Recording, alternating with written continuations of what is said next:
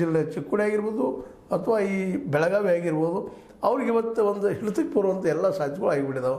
ಇದರಿಂದಾಗಿ ಮತ್ತು ಇನ್ನೊಂದಲ್ಲೇ ಚಿಕ್ಕೋಡಿ ಭಾಗದಾಗ ಈ ನಮ್ಮ ಸತೀಶ್ ಅವರ ಮಟ್ಟದ ಎತ್ತರದ ನಾಯಕರು ಅಲ್ಲಿ ಇಲ್ಲ ಅಂತ ನಾವು ಹೇಳ್ಬೇಕಾಗ್ತದೆ ಇವತ್ತು.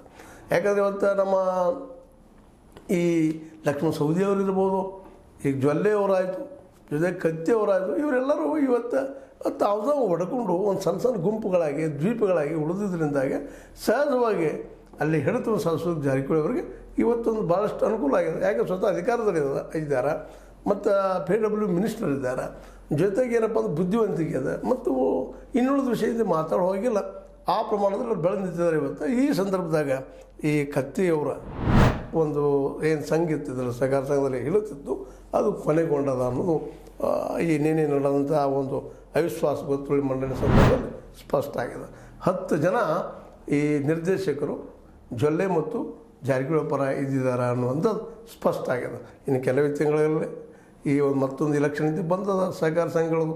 ಆ ಸಂದರ್ಭದಲ್ಲಿ ನಮ್ಮ ಪೃಥ್ವಿ ಕತ್ತಿ ಅವ್ರು ಹೇಳ್ತಾರೆ, ನಾವು ಚುನಾವಣೆ ಜರುಗೈತೆ ಆಗಿ ತೋರಿಸ್ತೀವಪ್ಪ ನಾವು ಅನ್ನುವಂಥದ್ದು. ಈಗಾಗಲೇ ಕತ್ತಿಯವ್ರ ಕುಟುಂಬಕ್ಕೆ ಹೊಡೆದುಗಳು ಬಿದ್ದಿದ್ದಾವೆ. ಮಧ್ಯದಾಗೆ ಇವರ ಬಲಿಷ್ಠ ಶಕ್ತಿ ಯಾವುದಪ್ಪ ಅಂತಂದ್ರೆ ಕತ್ತಿ ಸಹೋದರರು ಉಮೇಶ್ ಕತ್ತಿ ಅವರು. ಉಮೇಶ್ ಕತ್ತಿ ಅವರಿಂದಾಗೆ ಸಹಜವಾಗಿ ಅಲ್ಲಿ ಹಿಡಿತಿತ್ತು. ಉಮೇಶ್ ಕತ್ತಿ ಅವ್ರು ಹೋದ್ಮೇಲೆ ಅಲ್ಲಿ ಸ್ವಲ್ಪ ಹಿಡಿದು ಕಡಿಮೆ ಆಗಿದೆ. ರಮೇಶರಿಗೆ ಉಮೇಶ್ ಕತ್ತಿ ಅವರಷ್ಟ ರಾಜಕೀಯ ಪ್ರಭಾವಳಿ ಇಲ್ಲದ್ದು ಸಹಿತ ಅಷ್ಟೇ ಕಾರಣೀಭೂತವಾಗ್ಯದ.